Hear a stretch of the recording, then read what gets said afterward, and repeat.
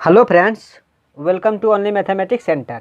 Friends, आज के इस वीडियो में मैं आप लोगों को क्लास 10th के चैप्टर नंबर 9 का 5वां नंबर सवाल को बताऊंगा। ठीक है, क्योंकि मैंने इससे पहले 1 से लेकर 4 नंबर तक के सवाल को बता दिया है। अगर आप लोगों ने उस वीडियो को नहीं देखा है तो उस वीडियो का लिंक डिस्क्रिप्शन में दिया हुआ है। अदरवाइज हमने इस चैप्टर की प्ले लिस्ट बना रखी है, चाहे तो आप वहाँ से भी जाके देख सकते हैं। ठीक है, तो देखिए 5वां नंबर सवाल हम लोग के पास क्या है। भूमि से 60 मीटर की ऊंचाई पर एक पतंग उड़ रही है। पतंग में लगी डोर को अस्थायी रूप से भूमि के एक बिंदु से बांध दिया गया है। भूमि के साथ डोरी का झुकाव 60 डिग्री है।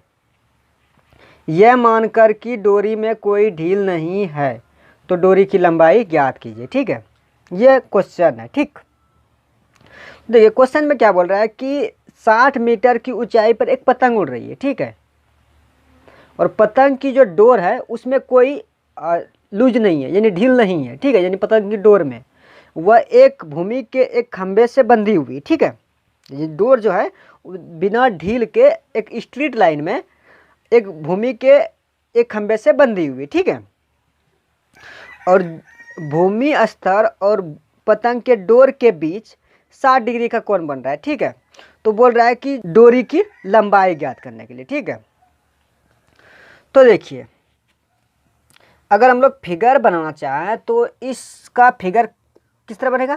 तो देखिए ये मान के चले कि ये 60 मीटर की ऊंचाई पर है। ठीक है, यानी ये भूमि हो गया, यहाँ से यहाँ मान के चले कि भूमि है। ठीक है, और यहाँ से लेके यहाँ ये जो है ना, ये ठो है डोर, यानी पतंग की डोर है। ठीक है, यहाँ पतंग की डोर है, और यहाँ यानी भूमि ये है, और पतंग की डोर के बीच जो बन रहा है, भूमि और पतंग के बीच की डोर के बीच जो कोण बन रहा है वो 60 डिग्री का कोण बन रहा है। ठीक है, और पतंग बोल रहा है कि कितना ऊंचा उड़ रहा है, यानी कितनी ऊंचाई पे उड़ रहा है, तो 60 मीटर की ऊंचाई पे उड़ रहा है।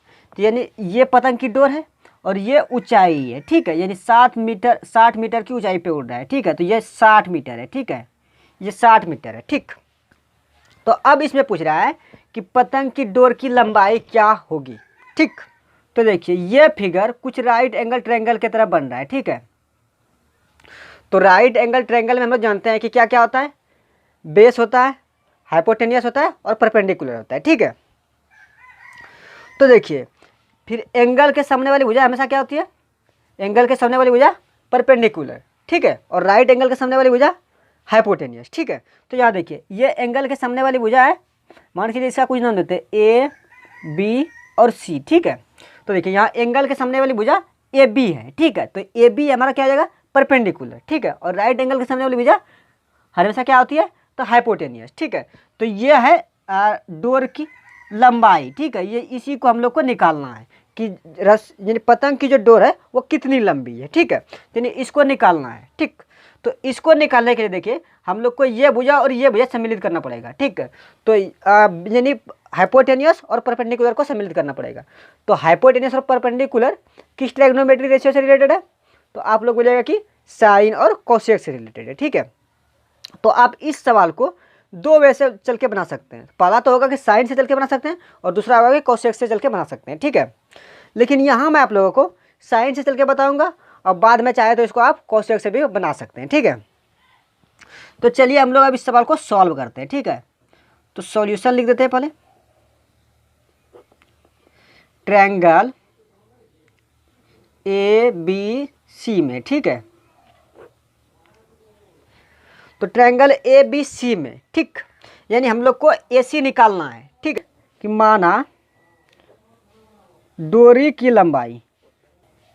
लंबाई बराबर x मीटर। ठीक है, यहाँ देखिए मीटर में, इसीलिए हम लोग x मीटर मान लिए डोरी की लंबाई। ठीक, अब ब्रैकेट में दीजिए ए सी जो है ना, ये ए सी की यानी x मीटर जो है ना ए सी के बराबर है। ठीक, तो अब यहाँ देखिए साइन थीटा बराबर फॉर्मूला क्या होता है, यानी p अपॉन h होता है। ठीक है, यानी साइन थीटा बराबर फॉर्मूला होता है परपेंडिकुलर अपॉन हाइपोटेनियस। ठीक है, तो साइन का साइन हो जाएगा और थीटा के बदले में कितना दिया है, 60 डिग्री, तो यहाँ 60 डिग्री लिख देनी है।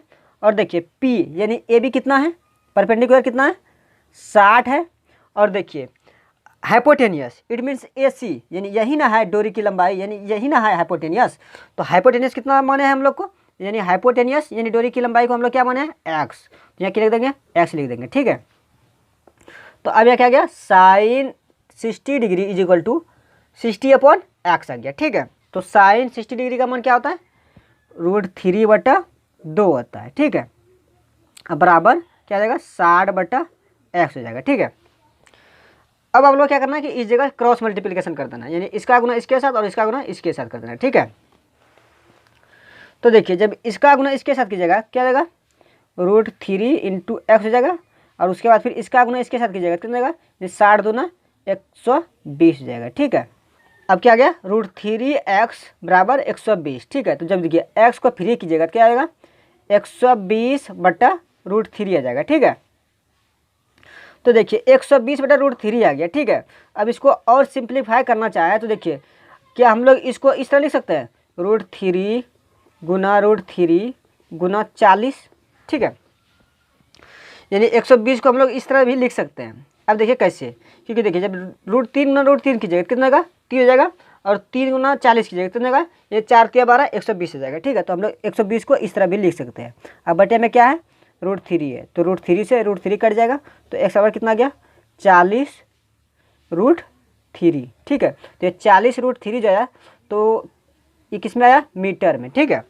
तो x हम लोग किसको माने हैं डोरी की लंबाई को, ठीक है। या डोरी की लंबाई कितना निकल गया डोरी की लंबाई 40√3 मीटर आ गया, ठीक है। तो यही हमारा आंसर आ गया, ठीक। तो मैं उम्मीद करता हूँ कि आपको ये चीज़ समझ में आ गया होगा। तो चलिए अगर ये वीडियो आपको पसंद आए तो इस वीडियो को लाइक करें और साथ में ऐसे ही वीडियो पाने के लिए चैनल को सब्सक्राइब भी कर लें।